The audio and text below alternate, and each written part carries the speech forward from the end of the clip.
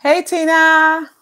Hey, It's so lovely to have you on with me this New Year's Day, this day of newness, and as Louise Cartwright was saying yesterday about us going through this portal of 2021, we met via a wonderful practitioner of metaphysics, the Reverend Reg Tan. And she runs Practical Magic, putting things in perspective. And they are really great moments of time for people to take reflection, but also to have those wonderful moments of prayer. And it was so great to just see you with her. And I was just like, we've got a link. And then you reached out to me as well. So that was just really lovely. So I thought, let's come on New Year's Day and just have a chat and just see where it takes us. So thank you for taking the time to join us today and to be here. you're so welcome, and thanks for having me. No, not I really am happy to start the new year off with you. Thank you. So hi, I'm Nadine Benjamin, and I'm a certified high performance coach.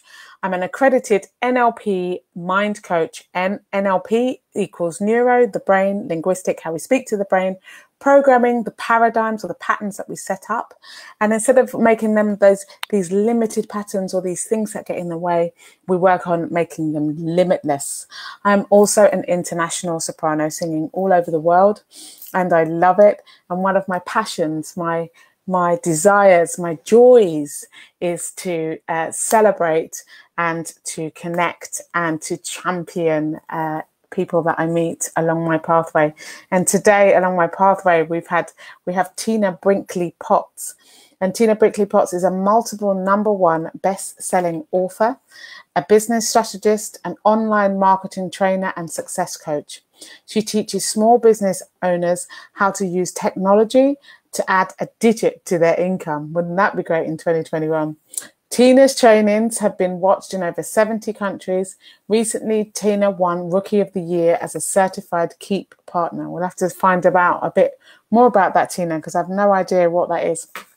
But so, as I always say, Tina and I, neither of us are medical doctors or psychiatrists. So if you need that kind of help, please ring 111 or the Samaritans, or if you know somebody in that position that needs that kind of support, pick up the phone to them and see how they are and just make some kind of connection. If there's somebody that you haven't said hello to in a long while, it's New Year's Day. It's a new year. It's a new time. Step into that zone of uncomfortability and take that esteemable act and reach out, because that self-esteem, that confidence will be built 100-fold by doing those kind of actions. So Tina, tell us. I'm just going to make sure I've got my questions in front of me now.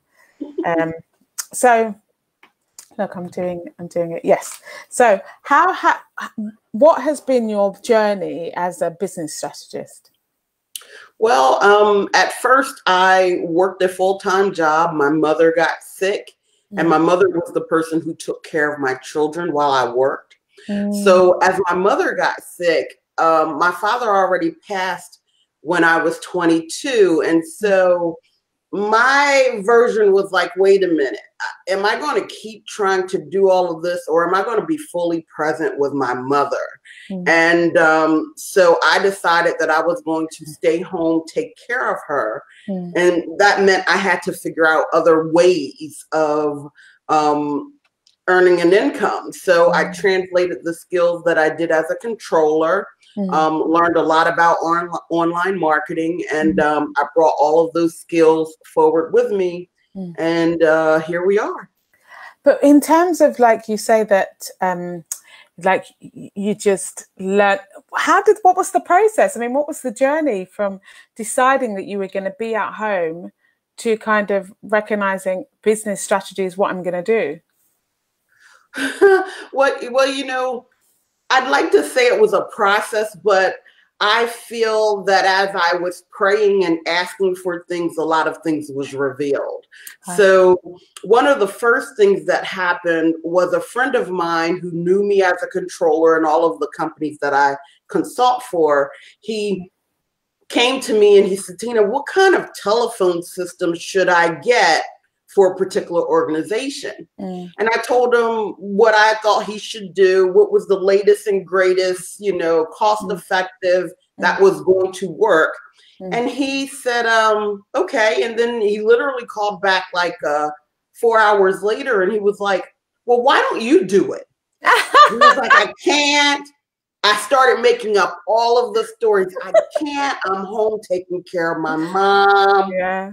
My 16-year-old just had a baby. I got the baby while she's in school. I had all kinds of stories. Yes. Stories, right? Yeah, I love that. And so he finally said, Tina, I don't care if you do it in the middle of the night. Wow. I know if you do it, that it's going to get done well. And it's going to be the vision that you just told me earlier. See, I don't think I can go get somebody else to do what you just told me. So I would rather for you to do it. Yes. Yeah. And that opened the door. That opened the door of going, well, wait a minute. Oh, I can still do that. Yeah. On my own time too. Yeah. Wow. Like that really, I'm not going to say it was smooth, but that definitely opened the door. Yeah, I love that.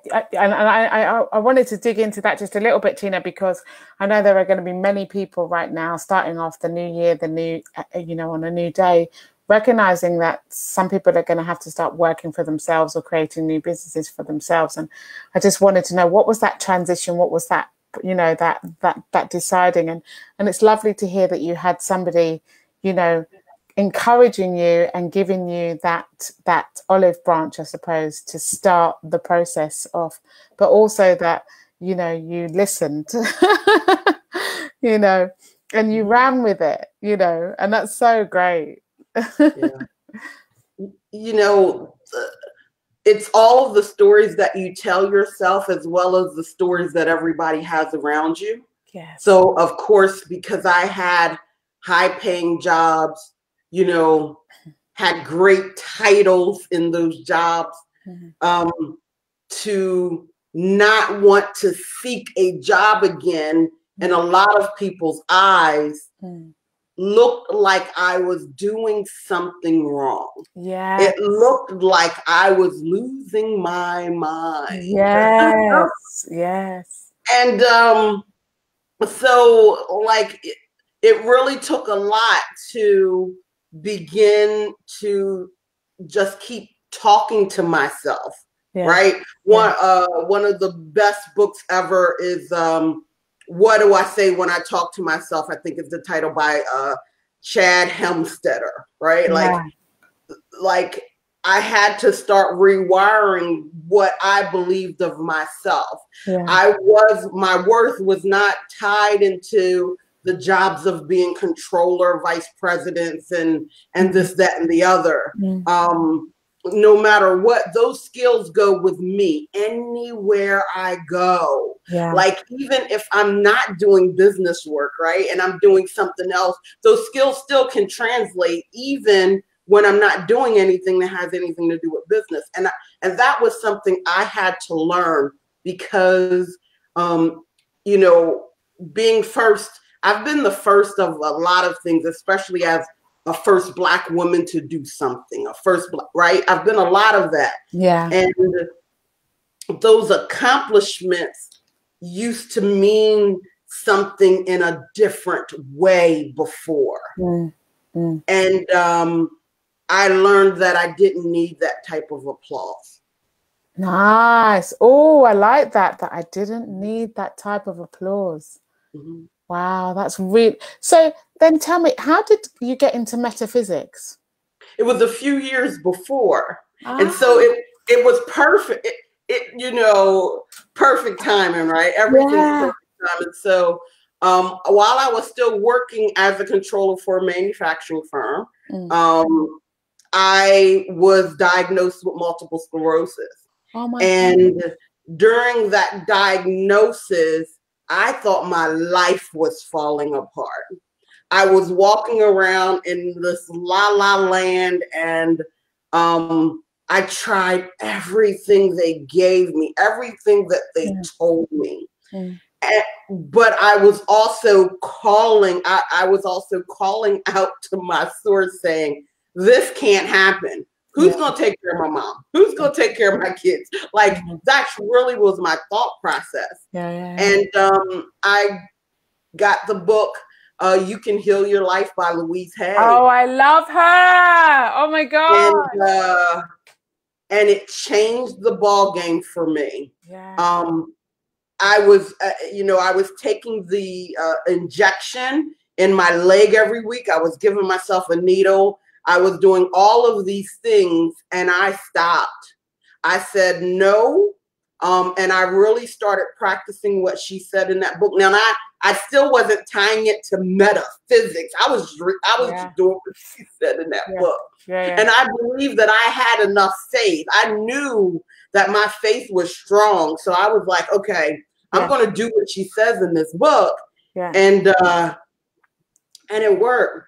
You know, I remember 3 weeks after I did what was said in that book, I went back to a prestigious medical hospital for a follow-up to my second opinion. And when I went there, they prior to the last appointment, so the first appointment, they said, okay, well, we're not sure if it's MS. We think you have an inoperable brain tumor in the pons area of your brain. And so now I'm really almost falling apart, but I stuck with what was in that book. And I was like, my faith is going to pull me through. And then I went back 4 weeks after that appointment. And then they told me that every diagnosis they gave me, they didn't believe was true. They believed that my, the spot they saw on my brain was there when I was born, and that they are now dismissing me as a client. Wow. And so I just took that, you know, at first I was not happy. It was like, you're dismissing me. You're dismissing me. But then, you know, but then I took it as, wait a minute, maybe what I'm doing is working. And my gosh, Nadine, that's 18 years ago now. Wow. I mean, I love Louise Hay. I mean, she's been one of the people that I've been working with a condition with myself for the last 6 months, which has resulted in me being on chemotherapy. So I had the last one a couple of days ago. And I know that everything I have been doing has been working. Like it's that trust, isn't it? That trusting element of just saying, I'm just going to do the next right thing. And just, I know it sounds a bit woo-woo to some people. And I know some people don't believe in what I'm walking towards. However, I know that it works. And I think, you know, we're both, you have already graduated from the University of Metaphysics, and you've done your master's there as well, haven't you? Like, literally turned in my papers. And so I'm just waiting for all of that to process down. That's amazing. So I'm doing the degree at the moment in metaphysics. So, you know, and so then doing the modules from the University of Metaphysics, I'm like, oh my gosh, there's even another level. So we've taken the Louise Hay level, and then you just double it again, you know. But it is that curiousness, isn't it, to want to get well, to want to be more of who you are, that curiousness to want to make those changes fearlessly, regardless of if anybody else is behind you or not, but from a place of, you know I got to do this. Yeah, you know, the other people were definitely a factor, but another factor too was I didn't want to do anything that was against God. And at first I was like, because like I'm a Christian, I was a Christian, and so it was like, wait a minute, I don't know about all this stuff, but it's working for me. So what? So then I found some books that actually helped me with that. Like there was my favorite book ever is The Game of Life and How to Play It. Oh, Florence Scovel Shinn. Yes. That book, like I reread that probably 100 times a year because it's such an easy read. Yes. But you're taking biblical principles and literally, and she's relating it to metaphysics and understanding that is what Jesus was. He was the perfect metaphysician. Yeah.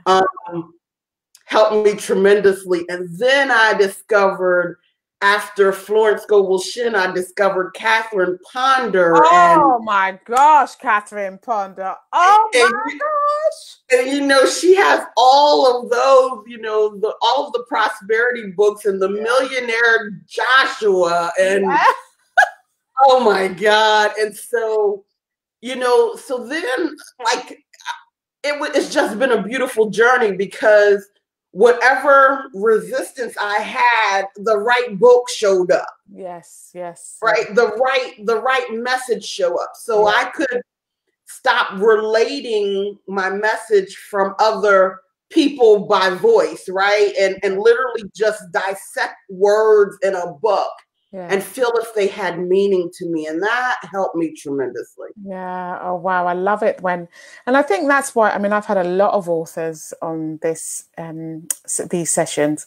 And I think it is really important that authors show up if you've got a book in you to write that book, because you just never know who you're going to be serving, who needs to hear what you have to say. You're an author as well. You're a #1 best-selling author, aren't you? And I think if you have that calling and there's a book in you, I think get writing, even if it's 15 minutes a day, just turn up and write, because at the end of it, there is somebody waiting to hear your message. Yes. It's funny, Nadine, you want to talk about metaphysics and synergy and everything. When I reached out to you, it was because I saw you with a picture of you and Brendon Burchard. Oh, wow. And one of my clients said, hey, listen, Tina, you got to go and experience this guy firsthand. Yeah. You do a lot of the stuff for me that he talks about. So you got to go meet him. Yeah. And so I went out, and then I ended up doing World's Greatest Speaker training there. I got on their stage and did it there, so, it is funny how things just work out to your good. Oh, I love that, Brendon. Brendon's work is amazing. The series that I've just been doing recently has been having all of the UK certified high performance coaches come in and speaking about one of the habits of high performance, which has been incredible and a really great way to elevate frequency. And it's something that I love. I always say singing is my soul, but coaching is my life, So it's one of these things where, and I'd got to the end of everybody doing the those, and I just thought, oh my gosh. And then you sent me that text, and I was just like, well, this is the other world I've now started to enter, which is metaphysics. So it's obviously the universe calling me in to say, make a dedication to this today. This is the first day of the new year. Make a dedication to the practice that the new practice that you've now gone into, which is metaphysics. Because that metaphysics, along with my certified high performance coaching, alongside my singing, alongside my NLP, makes for this creative spiritual leader that I'm showing up as. And someone like you who's gone through the training and is really rock solid in it is so wonderful to talk to. Oh, thank you. Yes. Thank you for having me here. I love, I think the space that I love right now is the fact that metaphysics, spirituality is intersecting so well with where science is right now. Oh, and so yes. you're talking about NLP, and like I love neuroscience, like these scientists like Joe Dispenza and I love him. Mortar, and yes. like to listen, to be able to talk about your source at the same time of talking about science, and like I know, like I'm like I can't sing, Nadine, so I'm gonna let you hit that high note, but it's like I just love it. I love it. Oh, thank you. And you know, it's so great to witness somebody who loves it just as much as I do. So we're really here today because we want to talk to people about how we can take the challenges of 2020 and turn them into blessings. Do you want to speak a little bit on that, Tina, and just really speak to the people that need to hear that right now? Oh, sure. Listen, I know 2020 has been rough for a lot of people. There were definitely some challenging times in my life. I can recall one of the weeks where literally 3 people passed away within 8 days. My grandson was born stillborn. And so when I say that 2020 has been a challenging year, listen to me when I say I'm there with you. However, there's something that I know. Yes. And what I know is when you stay in the pain, that you cannot get the blessing. Oh, wow. Yeah, I love that. Cannot get the blessing. And there is always a blessing. Yeah. Now, I know that that's hard. And that is a conversation that my daughter and I actually had, right? Like, I'm like, listen, I want you to grieve as long as you need to grieve. Yeah. But I also want you to know that your son wants you to have a happy and fulfilling life. Yeah. And in order to do that, we're going to need to process these emotions. Yeah. See, sometimes when we lose people, it's almost like we've been taught that if we leave that grief, we don't love them enough. Yeah. Or something like that. And I wanted to make sure that my daughter understood that that isn't true. Yeah. Like the best thing, both of my parents are deceased. My father died when I was 22. My mother passed away in 2012. Yeah. And the best thing that I could do is live the best life, to claim everything that they've put in the ethers and to claim it for me and my family. Yes. I take them everywhere I go. Yes. And so I know that people need something, like they hear a lot of us say this, or they hear people say, stay positive and all of that kind of stuff. I just feel like people needed a framework to be able to be able to change the challenges to blessings. So I want to give that. Yeah, lovely, lovely. And so in terms of like what routes or what kind of tips would you want to give around, you know, changing these challenges into blessings? First one is always understand we can take accountability for exactly where we are. I don't want to say responsibility because then people get into blame and all of that. Yeah. But the first step is going to be acknowledge exactly where you are right now and don't try to escape it. Yes. And feel those feelings. If you're sad, feel it and don't run from it so that you can begin to process up. So that's the first thing. Really be fully present and true with yourself about where you are. It doesn't matter about anybody else. It just matters that you're true with yourself.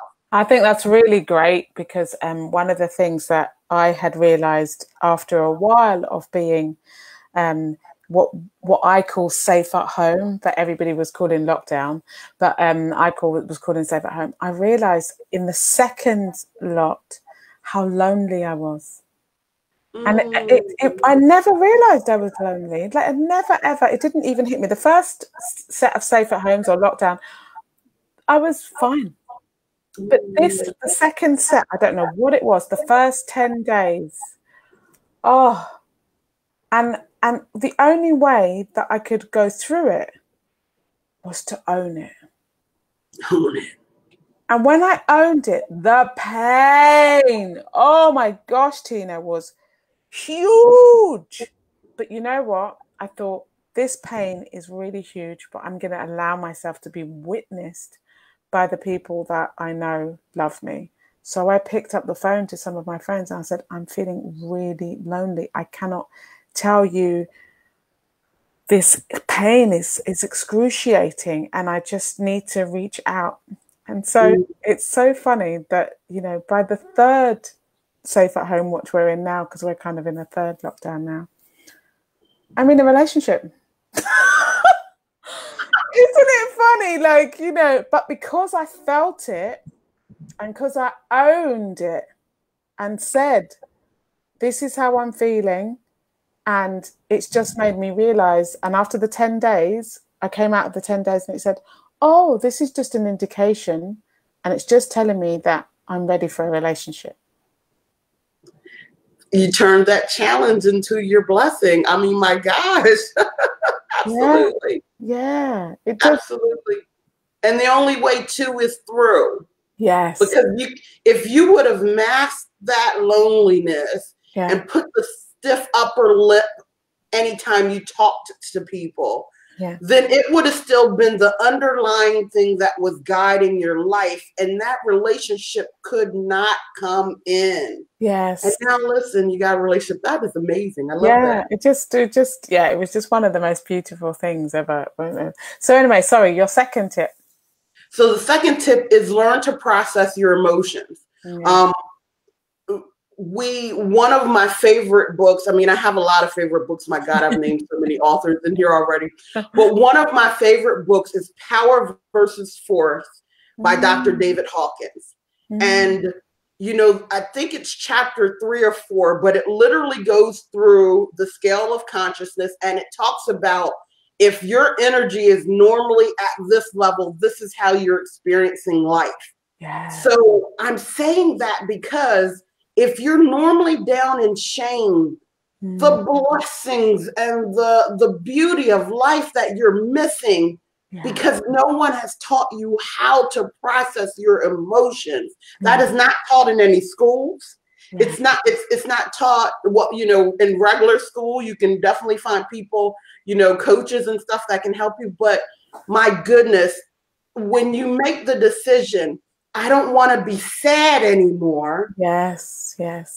Or I don't want to feel this shame anymore. I'm tired of feeling guilty. Then let's start working on it, because once you start moving up, I promise you, some things are going to feel like magic. Stuff is going to just start showing up, and you're going to be like, oh my God, I forgot I wanted that. Oh my goodness, can you believe this is happening? This just showed up. And that is because you learned about your emotions and you changed your vibration. So that is definitely the biggest one. So I love what you say about, you know, choosing options of where to go to process these emotions. So there are coaches, there are psychiatrists, there are doctors, there are psychotherapists, there are CBT coaches, and, you know, and sometimes it isn't about this personal emotions. It's something, sometimes you need someone like yourself, like a business strategist or a business coach, or someone to work through those emotions around you and your business. You know, but every time the process has to be gone through, because we don't get to shortcut ourselves. You know, sometimes I think school caused an issue. I think sometimes because we had teachers who were using red pens, marking up our papers and this, that, and the other, that we got into this thing of needing to be right or needing to be perfect. And I can tell you that every great, You know, when you think of great players, every player had a coach. Now, I'm not saying that coaches need to be your way. I'm saying you just need somebody to sit in that position of listening, who's going to listen with a discerning ear and mirror back to you what you're doing. That could be a coach, a priest, a pastor, a therapist, whichever resonates with you. Learn to process your emotions and really process them. A lot of times what people have allowed to go on way too long is sitting there regurgitating stories. And I just want to let you know, when you regurgitate a story, you're bringing more of that energy to you. So that thing is going to happen again, over and over again. And I'm going to tell you something, and this is from personal experience. I raise my hand and say, I was that chick. Listen, I was the one who had to be right. Oh my God, that's what I was taught. You know, when you're the first, when you've been the first of a lot of different things, you just want to be right. You want to be in that position. And I've learned I don't need that. I need to feel good. I want to be happy. I want to live the best possible life that I can with what I've been given. And I'm just telling you that when you decide that your emotions come first, then life changes. Yeah, I love that. I love that. That you don't have to, you can make a choice. And I do think a lot of it is a choice as well, Tina. I think, you know, but I think sometimes when we're in those places where people are regurgitating story after story after story, and I know if this was true for me 20 years ago, that I didn't know there was choice until somebody showed me that there was choice. And it wasn't until I understood that I had a choice that I could make choices. And I know that might sound a bit, you know, funny to hear, you know, whoever's listening, but, you know, I really didn't know that there was choice. I came from a really, you know, a background that said this was the way, this was the only way, and that was it. And that you were never going to break any glass ceiling. You weren't even going to get above the curb of the road, you know. So in that mentality, and it's surrounded by that mindset, you go, oh, actually, maybe this is true. However, I was really lucky. I did have a mother who was always wanting to make sure that I had these learnings. And actually, that's how I ended up with NLP, because Tony Robbins, I remember getting this book from my mum called Unlimited Power. And she gave me that book, and that my life was never the same again after that. Oh, wow. So it is, you can only, life is about choice. I really, really identify with that. However, there are spaces, and there are people, and there are cultures, and there are where people really don't understand what choice is. Yeah. So I don't know if you want to speak to that, but I just like I was really inspired by what you just said to say that. You know, the first thing is always a decision, right? Like, listen, every person born is born into a set of circumstances. And if you let it, you will believe that those circumstances is your way of life. And so I believe that every person should become a forensic investigator of your belief system. And I can tell you that started when my father died. And so I think that was why I was ready when the book, Louise Hay's book, came. I think that's why it came at the perfect time. When my father passed away, to me, he was the best person ever. He was my best friend. He was the best man I've ever met. And knowing that, I'm like mad with God now, because I'm like, how are you going to just take all of a sudden the best person I've ever met? Yeah. And so being mad with God caused me to start investigating my belief system. And I'm really glad I did. And so that's one of the things, like I said, here's a challenge. Here's something that caused me a lot of pain. Yeah. But I found a lot of blessings in that. Okay. I found out that there were beliefs that have been handed down from generation to generation that I no longer have to live. Yes. There are beliefs that have been sewed into all of the religious texts because they've been rewritten over and over again to the point to control you. And guess what? We can roll some of that back and get right back to what source really has for you. Yeah. So like I just was able to, again, that challenge, that pain, and that was ultimate pain. Yeah. Losing my father, my best friend, the person who I knew had my back unconditionally, yeah. To feel like I'm now alone in the world, led to this, led to a time such as this. Yeah, I really hear you, and thank you for sharing that. I just want to identify that when I lost my adopted father, I felt like I'd just lost my true north. So I really identify with that. And yeah, thank you so much. Happy New Year, Don Adrian Sterling. He's saying you never stop.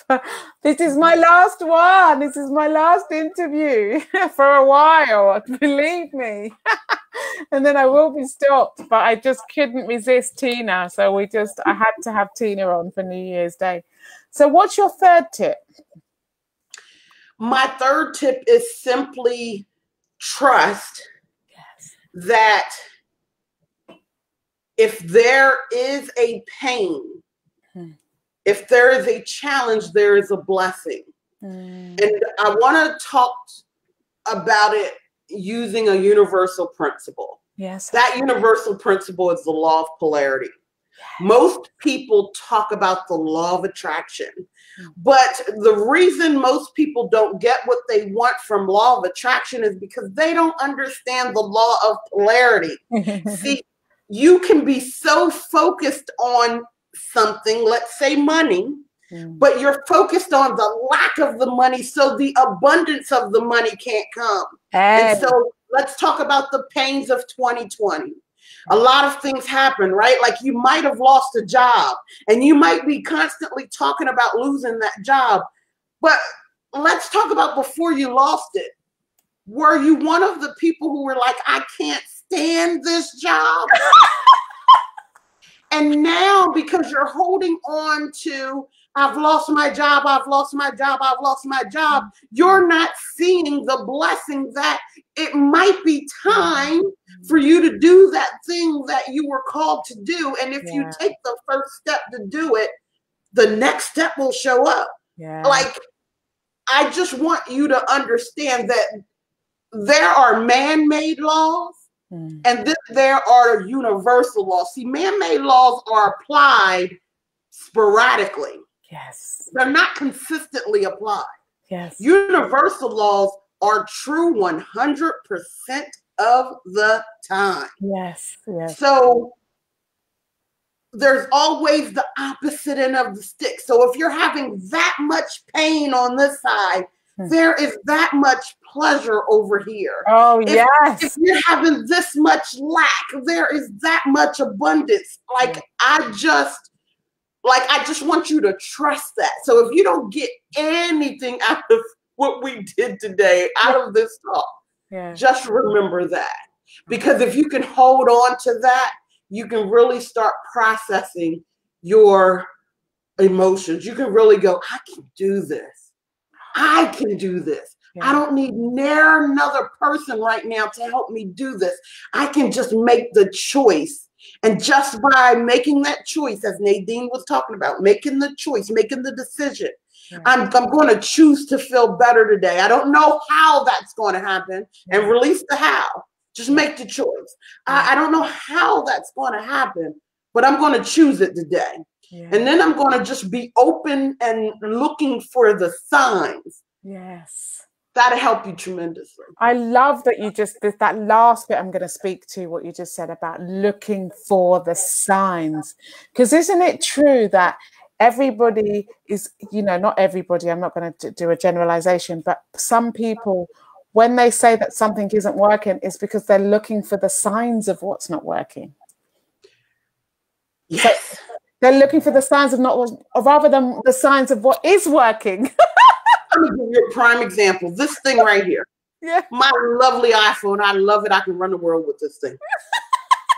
However, let's just say you've been waiting for that guy to text. So you keep picking up the phone. You tap it. You make sure it's working. You look at it. You do whatever it is. But guess what you're doing? You're looking for the fact that he has not reached out. Yes. That's what's going to keep happening. He's not coming. Let it go. When you let it go, when you sit in the security of, I'm secure and happy regardless of if he sends me a text or not, man, he can't stop. He can't help from texting you. Just saying. Oh my God. I'm just saying. That's got to be the best dating tip of the year.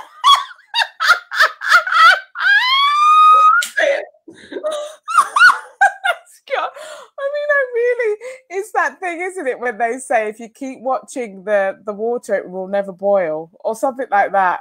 Yeah, pot can't boil. You know, all those sayings that my grandparents used. My goodness, it's like understanding where they wrote, like the root of them. My goodness, has been so powerful. But yeah, listen.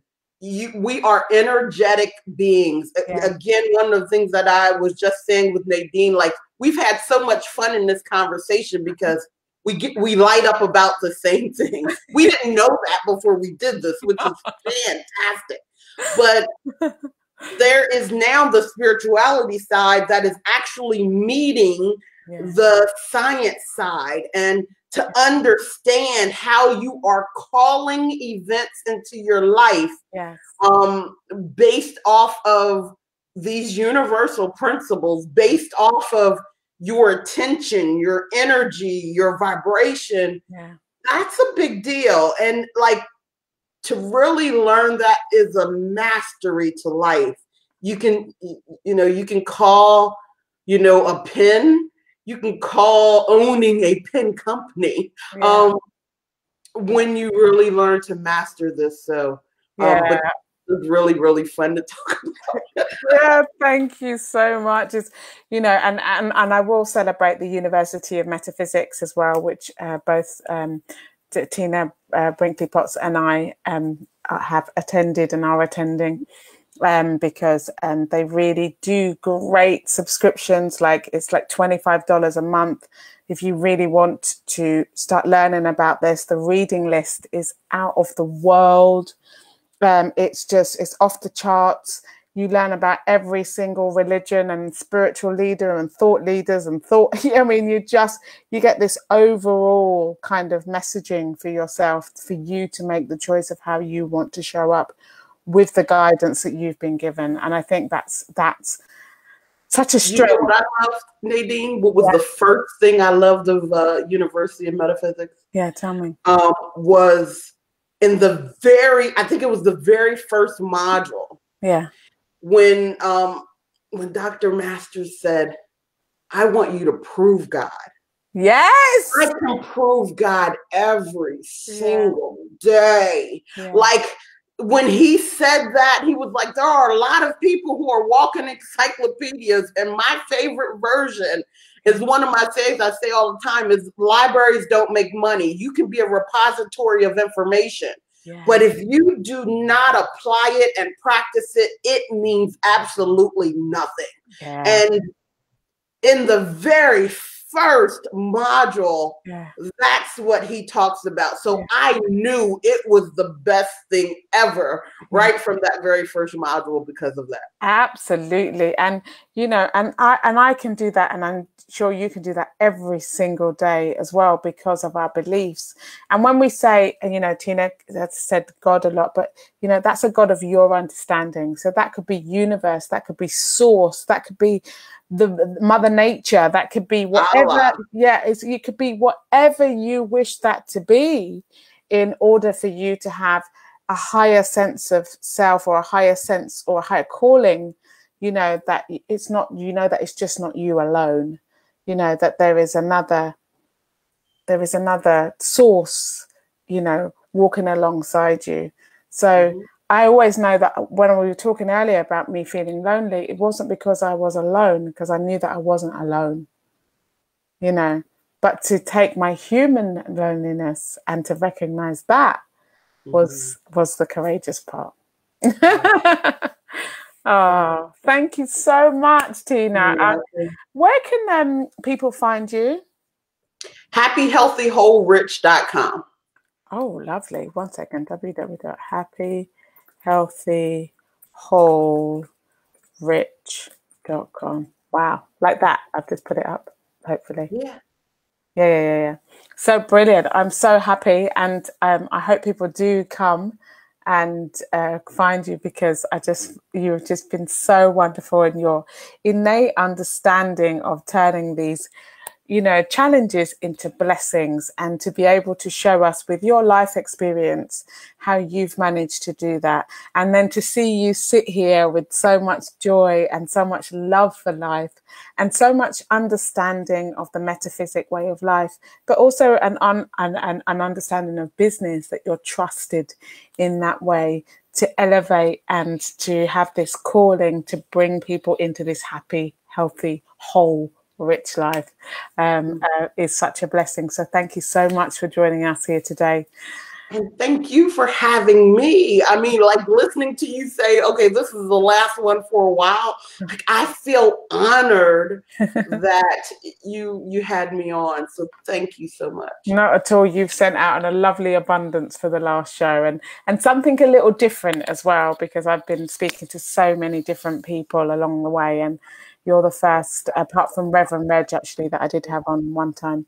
You know, you two are the only ones that I've had from the metaphysics life. So it's really lovely to have included both of you, and to have got your views, and to just, you know, laugh and to smile and to share in the joy of the first day of 2021. Yay! Happy New Year! Yes. If you were to give, actually, just before we go, okay, because I've got a tiny bit more time, but if you were to give, like, from your heart, from the talk that we've had, you know, because things are always being downloaded to us, you know that. But in this moment, like right now, in this moment, if there was somebody out there that you really wanted to give a message to right now in your intuition, what would you say? Behold, I can make all things new. Listen, you don't have to wait for a new year to start over. You can start over every single day. Just go listen. Today, I don't care what I was yesterday. This is who I am today. And stand on it. Align with it. And just, you get to make that decision. Nobody else. Nobody else. And I really want people to know that. Thank you so much. Oh, bye everybody. Take care. Happy New Year. Sending blessings to one and all. Bye.